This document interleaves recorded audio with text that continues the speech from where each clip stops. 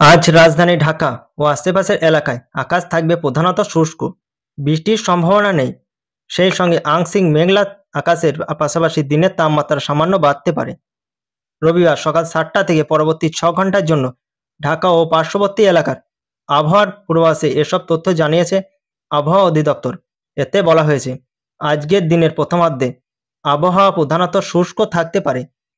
সকাল থেকে দিনের বাকি সময়ে বৃষ্টিপাতের কোনো সম্ভাবনা নেই। আকাশ আংশিক মেঘলা থেকে অস্থায়ীভাবে মেঘলা থাকতে পারে। এ সময় দক্ষিণ ও দক্ষিণ পশ্চিম দিক থেকে ঘন্টায় 8 থেকে 12 কিলোমিটার বেগে বাতাস প্রবাহিত হতে পারে। দিনের তাপমাত্রাও সামান্য বাড়তে পারে।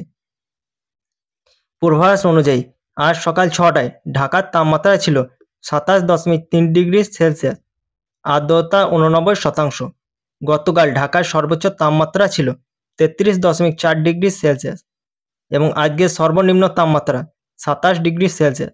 আর গত 24 ঘন্টায় রাজধানীতে 21 মিলিমিটার বৃষ্টিপাত রেকর্ড করা হয়েছে।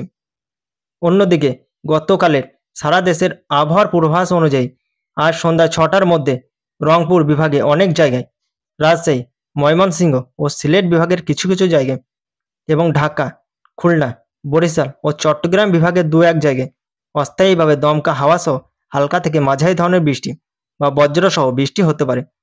সেই সঙ্গে রংপুর, রাজশাহী, ময়মনসিংহ ও সিলেট বিভাগের কোথাও কোথাও মাঝারি ধরনের ভারী থেকে ভারী বর্ষণ হতে পারে।